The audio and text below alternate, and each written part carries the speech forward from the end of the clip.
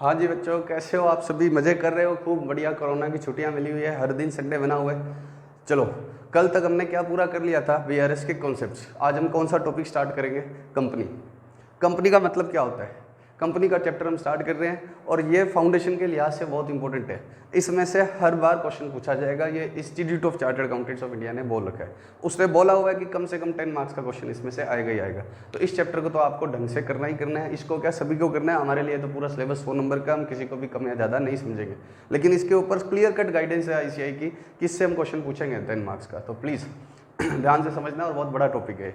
ठीक है, अब सुनते हैं कंपनी का मतलब क्या होता है, समझते हैं हम। कंपनी का मतलब क्या होता है बच्चों, बताओ। आपके पापा मम्मी बोलते हैं उसकी कंपनी खराब है। कंपनी का मतलब उसकी संगत खराब है, गलत लोगों के साथ वो रहते हैं। अब ये तो कंपनी का मतलब नहीं हो सकता ना। कंपनी का मतलब होता है साथ में मिलकर काम करना। एक सिंपल भाषा में बताऊं तो कंपनी का मतलब क्या है? साथ में मिलकर काम करना। अब सर वो तो पार्टनरशिप में भी होता है। पार्टनरशिप, फिर पार्टनरशिप भी कंपनी है? नहीं नहीं, पार्टनरशिप कैसे कंपनी है? अभी मैं समझाऊंगा, धीरे धीरे बातें तुम्हें क्लियर होता जाएगा। समझो मेरा, अब कैसे बिजनेस में एक आदमी आगे आगे बढ़ता है, सुनो। सबसे पहले वो इंडिविजुअल काम स्टार्ट करता है। इंडिविजुअल का मतलब अपनी दुकान खोल ली, कहीं कोई रजिस्ट्रेशन नहीं करवाना, किसी कानून को जाकर नहीं बताना, अपना काम स्टार्ट करो। रजिस्ट्रेशन का मतलब जैसे फॉर्म होती है तो रजिस्टर करवा भी सकते हो या नहीं, लेकिन कंपनी, ये बातें आपने लो मैनेजमेंट में शायद पढ़ ली हो। ठीक है, अब सुनो, पहले मैं बिल्कुल बात करता हूँ। मैंने एक इंडिविजुअल काम स्टार्ट कर दिया। फॉर एग्जांपल मैंने कोई राशन का काम स्टार्ट कर दिया, या मैंने अपना टीचिंग का काम स्टार्ट कर दिया। अब काम बढ़ रहा है, काम बढ़ रहा है तो मुझे क्या चाहिए? पैसे और चाहिए। सर काम बढ़ रहा है, अच्छा चल रहा है तो भी रुपए चाहिए। हाँ, जितना अच्छा चलेगा उसको और आगे बढ़ाना है तो रुपए चाहिए। जैसे हमने सीए की कोचिंग से काम स्टार्ट किया, अब हमारा काम ठीक है, हमारे सीए की कोचिंग में ठीक ठाक नाम हो गया, तो अब हमने 11वीं 12वीं का क्या स्टार्ट किया है? स्कूल किया है। स्कूल स्टार्ट करने के लिए मुझे रुपए तो चाहिए ना, अलग से उसके लिए इंफ्रास्ट्रक्चर चाहिए, सब कुछ चाहिए, तो रुपए तो चाहिए। तो मैंने कुछ पार्टनर्स मिला लिए। मैंने कुछ पार्टनर्स मिला लिए कि थोड़ा काम का बर्डन भी कम हो जाएगा, प्लस क्या है, रुपए वाला बर्डन भी कम हो जाएगा। अब पार्टनरशिप भी कर ली मैंने और आपने, तो किसी को बताने की जरूरत नहीं है, किसी को भी बताने की जरूरत नहीं है। हाँ, आप चाहो तो रजिस्टर करवा लो उसको। रजिस्टर का मतलब क्या होता है? सरकार का एक रजिस्टर बना हुआ है, उसमें एंट्री डाल देना, उस रजिस्टर में एंट्री डाल देना। आजकल रजिस्टर ऑनलाइन है। रजिस्ट्रेशन का मतलब भी क्या होता है? गवर्नमेंट के पास जाकर बताना, येस वी डू एग्जिस्ट, हम हैं, हमें भी आप क्या करो, कंसीडर करो। तो रजिस्ट्रेशन के कुछ फायदे होते हैं फॉर्म वॉर्म में, वो आप पार्टनरशिप फॉर्म के साथ हम डिस्कस करेंगे, अभी नहीं करेंगे। ठीक है, अब फॉर्म भी बन गई, पैसे की और जरूरत है, वो भी बढ़िया चल रहा है, तो हम चलो पैसे की जरूरत को एक बार छोड़ो। फर्म के एक ड्रॉबैक होता है जिस वजह से कंपनी बनानी पड़ती है। फर्म का एक बहुत बड़ा मेजर ड्रॉबैक होता है, उसकी वजह से कंपनी बनानी पड़ती है। सर क्या ड्रॉबैक? ड्रॉबैक मतलब कमी। फर्म के पार्टनर्स की लायबिलिटी अनलिमिटेड होती है। अनलिमिटेड का मतलब क्या है? अनलिमिटेड का मतलब ये है कि मान लो कि मेरी पार्टनरशिप फर्म है या मैं इंडिविजुअल हूँ, तो मेरे पता है क्या रिस्क है? ये कड़ा है, ये कड़ा दिख रहा है आपको? ये मेरे पर्सनल पैसे का है, ये कोचिंग के कमाए गए पैसे का नहीं है। पर्सनल मतलब कि समझो कि मेरी वाइफ ने मुझे दहेज में दिया। सर दहेज लेना गलत बात है, ये आप बात को समझो ना, दहेज लेना गलत बात है, ज्ञान मत दो, वो मैं तो दे रहा हूँ ना, तुम सुनो बस। अब मैंने ये क्या किया, ये कड़ा मेरे पास किससे आया? ये कड़ा मेरे पास वाइफ से आया। सिमिलरली कुछ चीज़ें मेरे नाम है जो मेरे अपने आप से नहीं कमाई है, आपकी फीस से भी नहीं कमाई है, कोचिंग से नहीं कमाई है, मेरे पापा ने मेरे नाम कर दी। मेरे पापा के पास घर था, उन्होंने मेरे नाम कर दिया। अब होगा क्या? अगर बिजनेस बढ़िया चल रहा है तब तो कोई दिक्कत नहीं है, लेकिन अगर बिजनेस में लॉस हो गया, जैसे इस समय क्या है, सैलरी लग रही है मेरी टीचर्स की, मेरे रेंट लग रहे हैं, लेकिन क्या है, बिजनेस चल नहीं रहा है, तो रेंट का खर्चा तो लगेगा ना बराबर। अब ये चीज़ें लगेगी तो मेरे को लॉस हो गया। अब लॉस हो गया तो वो सैलरी की भरपाई कहाँ से करूँ? मैं नहीं दे पाया, मैं किराया नहीं दे पाया, मेरे घर पे आ जाएंगे, मेरा कड़ा भी उतार कर ले जाएंगे। सर ये क्यों उतार ले जाएंगे? मैंने चाहे बिजनेस से नहीं कमाया तो भी मेरी पर्सनल चीज़ें भी ले जाएंगे। इसको क्या बोलते हैं? अनलिमिटेड। मेरे घर का फ्रिज कूलर सब ले जाएंगे अगर मैं लोगों के पैसे नहीं दे पाया, मुझे बिजनेस में लॉस हो गया तो एक बिजनेस स्टार्ट किया मैंने पार्टनरशिप में या इंडिविजुअल। इंडिविजुअल मतलब सोल प्रोप्राइटर, सोल प्रोप्राइटर मतलब अकेला अकेला, किसी को नहीं मिलाया, या पार्टनरशिप में स्टार्ट किया। तो चाहे पार्टनरशिप हो चाहे क्या हो, सोल प्रोप्राइटर। सोल प्रोप्राइटर किसको बोलते हैं? अकेले को। पार्टनरशिप है तो 2 लोगों की कैपिटल आ जाएगी, सोल प्रोप्राइटर है तो 1 की आ जाएगी। अब इन्होंने 1-1 लाख रुपए लगाए और इधर बिजनेस में बहुत सारी उन्होंने एसेट्स बना ली, 1-1 लाख रुपए लगे। अब घाटे लग गए, अब घाटे लग गए ज़्यादा। मान लो 2 लाख रुपए से बिजनेस स्टार्ट किया, किराए विराए पर जगह ले ली, और किराए सैलरी मिलाकर कितने रुपए देने बाकी है? 4 लाख रुपए बाकी है। बच्चे आए ही नहीं, सामान तो 2 लाख का पड़ा है, लेकिन टीचर रख लिया हमने बढ़िया से बढ़िया, और क्या है, बढ़िया से बढ़िया जगह किराए पर ले ली, इलेक्ट्रिसिटी बिल बाकी है, तो 4 लाख रुपए लोगों के हो गए। कितने रुपए हो गए? 4 लाख। हमारे बिजनेस में एसेट्स कितने की है? 2 लाख। मैं कहा ये 2 लाख ले जाओ, बिजनेस की लाइबिलिटीज है, बिजनेस से पे होगी, बाकी 2 लाख वाले मजे करो, और कुछ नहीं दे पाएंगे। मार देंगे मेरे को, मेरे घर पर आ जाएंगे, मेरा फ्रिज, कूलर, टीवी, कड़ा, जो मेरे पर्सनल एसेट्स है वो भी ले जाएंगे। जरूरी तो नहीं है ना सब कुछ बिजनेस से ही कमाया हो, मेरे पापा ने जो मुझे दिया वो भी ले जाएंगे। ये ड्रॉबैक है किस चीज़ का? ये ड्रॉबैक है किस चीज़ का? पार्टनरशिप का और प्रोप्राइटरशिप का। पार्टनरशिप का और प्रोप्राइटरशिप का सबसे बड़ा ड्रॉबैक क्या है? इनकी लाइबिलिटीज अनलिमिटेड होती है। अनलिमिटेड का मतलब क्या है कि बिजनेस की एसेट्स तक इनकी लाइबिलिटी लिमिटेड नहीं होती। और कंपनी बना लेता है इसको, अगर इसको क्या बनाते हैं? कंपनी बना लेते हैं। अगर इसको कंपनी बना लेते हैं तो कंपनी के ऊपर है आपका, कंपनी एक अलग एंटिटी होती है, कंपनी एक अलग है, ए और बी नहीं है। फिर कौन है? कंपनी है। जैसे रिलायंस और अंबानी अलग अलग है, रिलायंस और अंबानी अलग अलग है। आज मेरे रिलायंस से कोई रुपए लेने हैं तो मैं जाके अंबानी का गला नहीं पकड़ सकता, मुझे किससे लेने हैं? रिलायंस से लेने हैं। तो कंपनी बनाते ही ये सेपरेट लीगल एंटिटी बन जाती है। सेपरेट लीगल एंटिटी का मतलब क्या है? आपकी क्लेम कंपनी पर है, ना कि उसके मालिकों पर। तो अगर ये समर्थ लिमिटेड हो या समर्थ प्राइवेट लिमिटेड हो, अभी बताता हूँ लिमिटेड और प्राइवेट लिमिटेड में क्या फ़र्क है। अगर ये मान लीजिए कि समर्थ प्राइवेट लिमिटेड हो तो आपकी क्लेम ए और बी से नहीं है, आपकी क्लेम कंपनी पर है, आपकी क्लेम कंपनी पर है। अब टीचर आए या लैंडलॉर्ड आया, रेंट मांगने आया, तो वो आएगा किसके पास? कंपनी के पास। कंपनी है 2 लाख का सामान है तो 2 लाख ही मिलेगा, कंपनी डूब गई, तुम्हारे पैसे डूब गए, बात खत्म। आपकी क्लेम किस पर नहीं है? कंपनी के शेयर होल्डर पर। आज मैंने रिलायंस को माल बेचा, आज मैंने रिलायंस को माल बेचा और रिलायंस से ही पैसे मांग सकता हूँ मैं मुकेश अंबानी को नहीं पकड़ सकता या उसका गला पकड़ के कहूँ कि मेरे को पैसे दे, नहीं। मेरी क्लेम सिर्फ किस पर है? कंपनी पर। अगर रिलायंस डूब गई तो डूब गई, उसकी अपनी पर्सनल एसेट्स भले कितनी भी पड़ी हो उससे पैसे नहीं लिए जा सकते। तो कंपनी बनाने का सबसे बड़ा फायदा क्या होता है? कंपनी की लाइबिलिटी कंपनी के एसेट्स तक होती है, उसके शेयर होल्डर को तंग नहीं किया जा सकता है, उसके शेयर होल्डर्स को क्या नहीं किया जा सकता है? तंग। तो सर फिर इंडिविजुअल और प्रोपराइटर में काम ही क्यों करते हैं लोग? कंपनी बनाने के कुछ खर्चे भी होते हैं, कंपनी बनाने के कुछ खर्चे होते हैं, उसकी हर बार ऑडिट करवानी पड़ेगी। ऑडिट किससे करवानी पड़ती है? सीए से, जो आप बनने वाले हो। ऑडिट किससे करवानी पड़ती है? सीए से। तुम लोग क्यों बन रहे हो? क्योंकि कंपनी के खातों की जांच करने का अधिकार केवल और केवल चार्टर्ड अकाउंटेंट्स को है, कंपनी सेक्रेटरीज को भी नहीं है। कंपनी सेक्रेटरीज के कुछ और काम होते हैं, जब जरूरत बीच में आएगा कोई टॉपिक तो मैं आपको बताऊंगा पक्का पक्का। लेकिन ऑडिट करने का, ऑडिट मतलब उसके खातों को चेक करने का, सही प्रॉफिट निकाला जा रहा है, गलत निकाला जा रहा है, कोई दिक्कत तो नहीं कर रहे, वो राइट्स सिर्फ और सिर्फ किसके पास है? चार्टर्ड अकाउंटेंट्स के पास, तुम लोगों के पास। तो उस कंपनी की ऑडिट करवानी पड़ती है।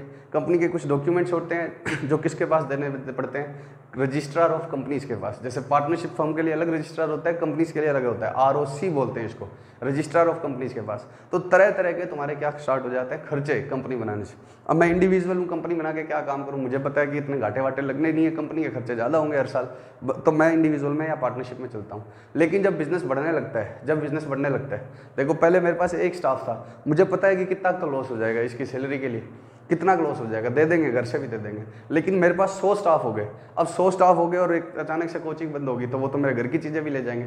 तो इससे बचने के लिए मैंने क्या बनाना स्टार्ट कर दिया? कंपनी। क्या बनाना स्टार्ट कर दिया? Company. And these companies are known as private companies. These companies are known as private company. Private company का मतलब जिसमें पैसे किसी और के नहीं लगे, पब्लिक के पैसे नहीं लगे, पब्लिक से मैंने आना ही नहीं लिया। प्राइवेट कंपनी का मतलब मैंने अपने रिश्तेदारों दोस्तों से पैसे लिए, मैक्सिमम 200 लोगों से ज़्यादा नहीं हो सकते। प्राइवेट कंपनी में मैक्सिमम कितने लोगों से ज़्यादा पैसे नहीं लगा नहीं सकते? 200 लोग से।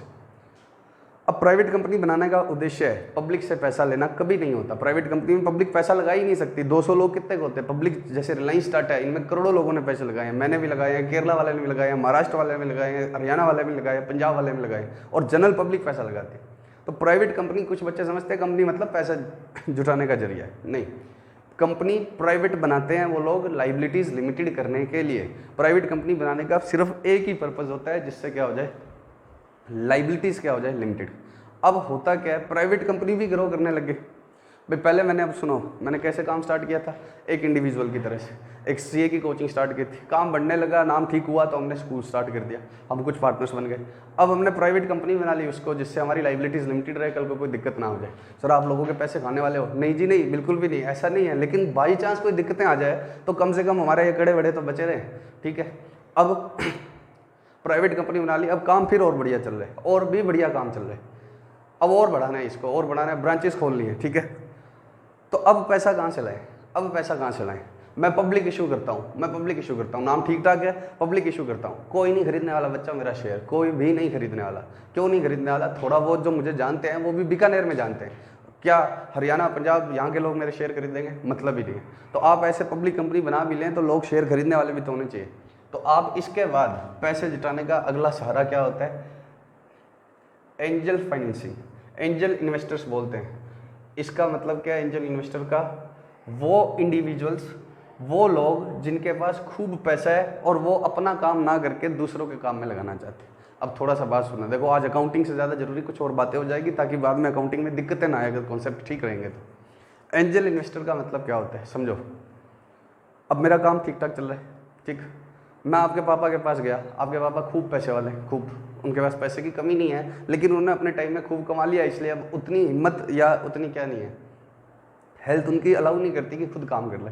मैंने उनको बोला कि देखो ये मेरा प्रोजेक्ट है, इतने सालों से हम यहाँ पढ़ा रहे हैं, उसके बाद में क्या है हमने स्कूल भी ठीक किया, उसमें भी ठीक ठाक रिस्पॉन्स आ रहा है, तो आप हमें कुछ पैसा लगा दो, हम इस बिज़नेस को आगे बढ़ाना चाहते हैं। अब आपके पापा सोच रहे हैं मैं क्यों पैसा लगा दूँ, पहले वो पता करेंगे इधर उधर जगह जगह से। आपके पापा का नाम क्या है? Angel investor. एंजल मतलब समझ रहे हो ना, एंजल इन्वेस्टर का मतलब वो इंडिविजुअल जो पैसा लगाएंगे हमारे में। अब आपके पापा ने मुझे 1 करोड़ रुपए दे दिए या 50 लाख रुपए दे दिया कहो, तो सर हमारे पापा को क्या फ़ायदा हुआ? उनको मैं इसमें मान लो 10 लाख रुपए लिए, ठीक है, 50 लाख कोई दिक्कत वाली बात नहीं है, आपके कैलकुलेशन में इंटरेस्ट रेट करूँगा तो दिक्कत हो जाएगी। उनको मैं बोलता हूँ कि मैं तुम बस पैसा लगा दो 10 लाख रुपए और 5% तुम्हें क्या मिल जाएगा? हिस्सा, समर्थ के प्रॉफिट में 5% हिस्सा। तो ये समर्थ के प्रॉफिट में तुम्हें 5%। सर ये तो पब्लिक के पास जाना हो गया, पब्लिक के पास थोड़ी जाना हो गया, मैं 200 लोग तक तो बना ही सकता हूँ ना, 200 लोग तक तो प्राइवेट कंपनी बन नहीं सकती है। और वो एंजल इन्वेस्टर्स पहले मेरी पूरी क्या करेगा, जांच करेगा, काम सही तो बता रहा है, कि झूठ मूठ में पैसे ना आठ ले जाए, बाद में घाटे ना लग जाए। तो उस एंजल इन्वेस्टर ने सोचा कि ठीक है 10 लाख रुपए दे देते हैं। अब आपके पापा को क्या फ़ायदा है? सुनो, आपके पापा अगर एफडी करवाते हैं 10 लाख रुपए की तो क्या कमाते हैं? मान लो 10% रेट है, 10 से भी क्या है कम रेट होती है, किससे भी कम रेट होती है एफडीआर्स की, 10 की। मान लो मैं आजकल के हिसाब से बताऊं तो 7% के आसपास रेट मिलती है, मान लो आपके पापा को। तो 10 लाख रुपए लगाते साल बाद कितना होता? 10 लाख रुपए लगाते हैं तो साल बाद कितना होता बताओ? 10,70,000। मतलब उनको कितनी रिटर्न आती 7% की रेट से? 10 लाख रुपए पर 7% की रेट से कितनी रिटर्न आती? सिर्फ और सिर्फ 70,000 रुपये। देखो एफडीआर कराना इस बेवकूफ़ी, 10 लाख रुपए पर 7% रिटर्न आई 70,000 रुपये। इससे बढ़िया तो आप कोई काम स्टार्ट कर लो, इससे बढ़िया तो आप कोई बिजनेस स्टार्ट कर लो। समझो मेरी बात भाई, कोचिंग में 10 लाख का भी इन्वेस्टमेंट नहीं है, चाहिए क्या होता है? 2-4 एसी चाहिए होते हैं, फिर कुछ फर्नीचर चाहिए होता है। तो 10 लाख के इन्वेस्टमेंट से मैंने क्या स्टार्ट कर दी? कोचिंग। 10 लाख के इन्वेस्टमेंट से कितनी क्या स्टार्ट कर दी? कोचिंग। अब मेरे पास मान लो कि 50 बच्चे भी आ गए, मान लेते हैं कि 50 बच्चे भी आ गए और हमारी मान लो फीस 15,000 रुपये, तो कितना हो गया? 7,50,000 रुपये की रिटर्न आ गई। कितनी रिटर्न आ गई बताओ? 10 लाख के ऊपर 7,50,000। ये तो सिर्फ मैं अगर आपको बोल रहा हूँ कि एक नॉर्मल से बिल्कुल प्रूडेंट बेसिस पर स्टूडेंट ले रहा हूँ, समझाने के लिए बोल रहा हूँ। तो 10 लाख के 750 ही तो हुए। अरे भाई 10 लाख का सामान तो पड़ा ही है, वो कोई चला थोड़ी गया। बस 1 लाख रुपए का डैप मान लो, 10 लाख का सामान खरीदा था, लाख रुपए का डैप मान लो, तो कितना रह गया? 650। इतनी रिटर्न्स आती है बिजनेस में, इतनी रिटर्न्स आती है। ये तो मैंने सिर्फ तुम्हारे फाउंडेशन के जोड़ दिए, वो भी 50 बच्चे बहुत कम लिए हैं, फीस भी मैंने कम ली है। इसमें IPCC भी पढ़ाते हैं हम, इसमें 11-12 भी पढ़ाते हैं, इसमें CA फाइनल भी पढ़ाते हैं, इसमें ग्रेजुएशन भी पढ़ाते हैं। तो 10 लाख के मैं साल के 20-30 लाख 50 लाख कर लूँ, 10 लाख के मैं ज़्यादा कर लूँ तो 100% रिटर्न आती है बिजनेस में। सर आप कोचिंग का एग्जाम्पल ले रहे हो, आप उनका एग्जाम्पल लो जिनको माल खरीदना पड़ता है। आपके तो कुछ खरीदा नहीं, इसलिए जितना आया आपकी फीस आ गई। मैं लो राशन का काम स्टार्ट कर दिया, 10 लाख रुपए का माल है, मान लो मैगी खरीदी है 9 रुपये की या 10 रुपये की, 11 रुपये में बिकती है, मतलब 10% मार्जिन है। आज मैंने 10 लाख रुपए का माल खरीद लिया और मान लो उसमें 10% मार्जिन है। 10% मार्जिन का मतलब क्या है कि महंगा बिकता है 10% महंगा, बस। तो 10 लाख गया जेब से, सामान आ गया, और कितने में बिक गया? 11 लाख में। 1 लाख रुपए की कमाई हुई। सर नहीं बिकता तो घाटे भी तो हो सकते थे, यहाँ तो सीधा 70,000 है। देखो वो 1 मिनट सुनो, वो मैं आपको बताता हूँ। लेकिन 11 लाख रुपए नहीं, 1 लाख रुपया नहीं कमाया मैंने साल का, 10 लाख का माल खरीदा और 11 लाख में तो वो तो माल महीने में बिक गया ना, वो माल तो मेरा 1 महीने में बिक गया। भाई ऐसे थोड़ी है साल में एक बार ही माल बिकेगा। एक टर्नओवर रेशो नहीं निकालते थे 12th की क्लास में, जितनी बार बिकता है उतनी बार कमाई होती है। तो 10 लाख का माल था, महीने भर में साफ या बिकता गया 11 लाख आ गए, फिर वापस माल खरीद लिया 11 लाख का, और फिर वो 12,10,000 में जो भी है अमाउंट बनेगी उसमें बिकता गया। तो मैं 10 लाख रुपए पर 10% मार्जिन जरूर होता है। मार्जिन का मतलब क्या होता है? Difference of sale price and purchase price. लेकिन कमाई 10% नहीं होती, राशन में भी कमाई बहुत होती है। 10 लाख का खरीदा 11 में बेच लिया, फिर 11 का खरीदा कितने में बेच लिया?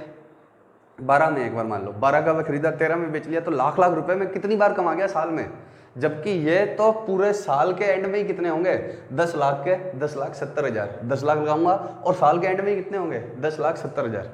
तो एफडीआर में तो बस तुम्हारे पापा अगर एफडी करवाते हैं तो 10 लाख का कितना मिलता, लास्ट में 10,70,000 होता, 70,000 रुपया बढ़ता सिर्फ और सिर्फ। इससे ज़्यादा तो महंगाई बढ़ जाती है आजकल, 7% से ज़्यादा तो महंगाई बढ़ जाती है। आपके पापा को लगा है कि 10 लाख था, साल के एंड में कितना हो गया, 10,70, लेकिन महंगाई बढ़ गई। जो चीज़ यहाँ 10 लाख की आती थी वो यहाँ आती 11 लाख की है। तो ऐसे देखें तो तुम्हारे पापा को लॉस ही हो गया। बस दिखने में लग रहा है कि 10 लाख थे, 10,70 हो गए, लेकिन इस समय 10 लाख की जो चीज़ आती थी वो अब 10,70 में भी नहीं आती, वो 11 में आ रही है। तो एफडी तो बहुत कम रिटर्न देती है। अब आपके पापा ने देखा कि ये पैसा मांग रहा है 10 लाख रुपए, दे दिया जाएगा।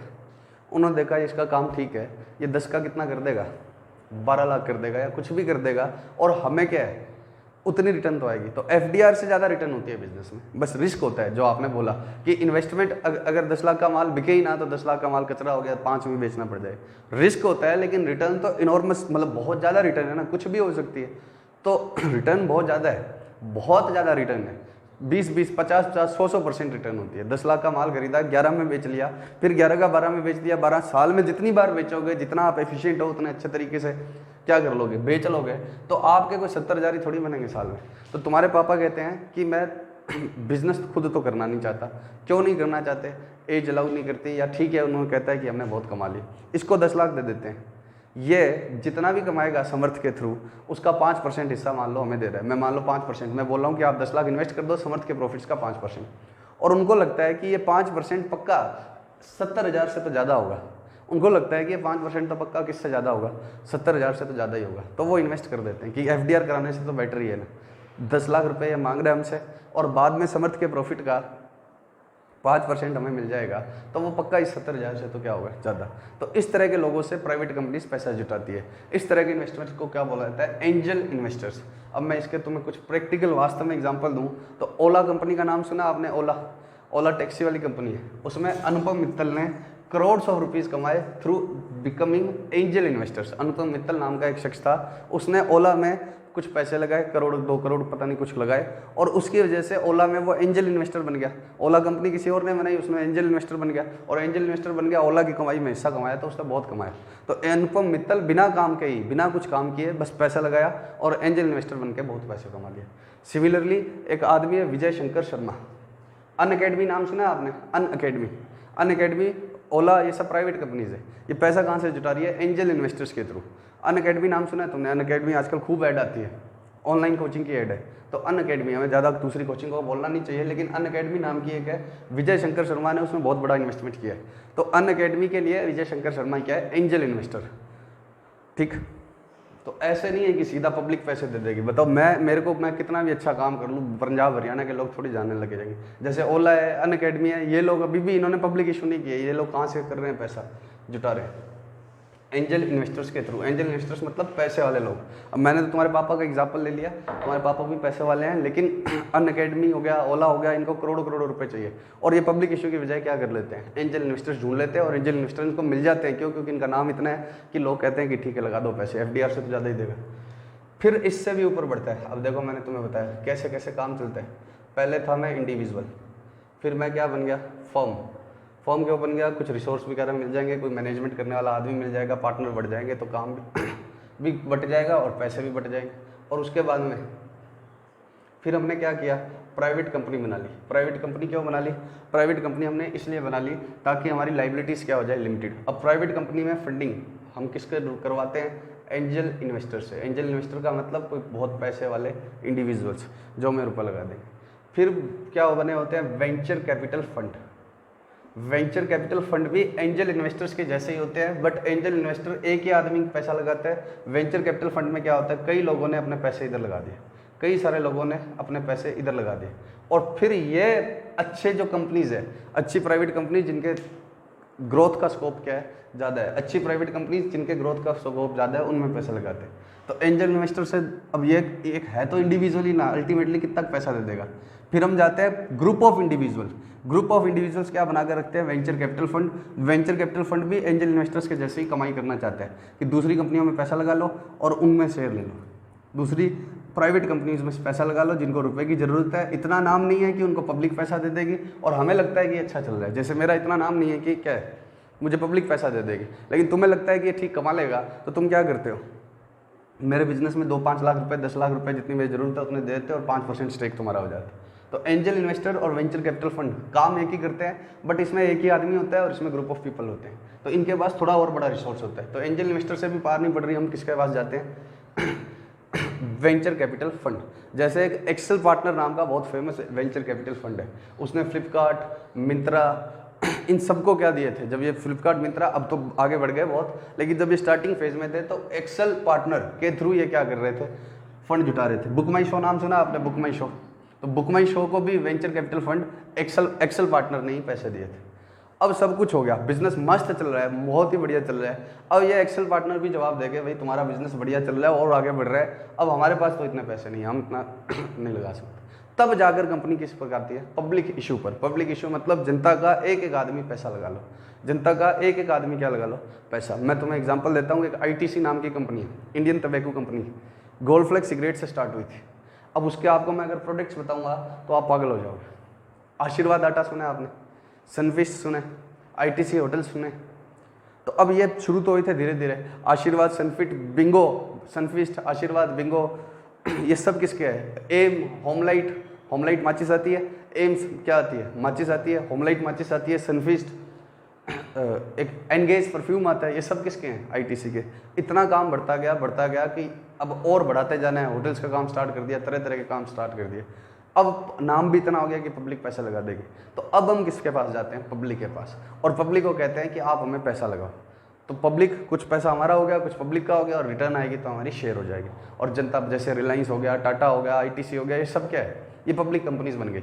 लेकिन ये ऐसे बढ़ते ही कंपनी पब्लिक कंपनी थोड़ी बन गई थी, इनका शुरुआत ऐसे होती है। तो सबसे पहले एक आदमी कैसे स्टार्ट करता है, इंडिविजुअल बनकर, इंडिविजुअल से पार्टनरशिप फॉर्म में आता है, फिर वो प्राइवेट कंपनी बनाता है to limit its liability, to limits the liability of firm. उसके बाद में वो क्या करता है, एंजल इन्वेस्टर से पैसा लेता है। ये पैसे वाले धन्ना सेठ होते हैं जो अपने अपने जगह पर होते हैं, वो पैसा दे देते हैं और कुछ शेयर ले लेते हैं। और पैसे की जरूरत है तो वेंचर कैपिटल फंड से लगाते हैं, वेंचर कैपिटल फंड से ले लो। तो सर इनसे जब पैसा ले रहे हैं तो उनको शेयर देना पड़ेगा, यस देना पड़ेगा।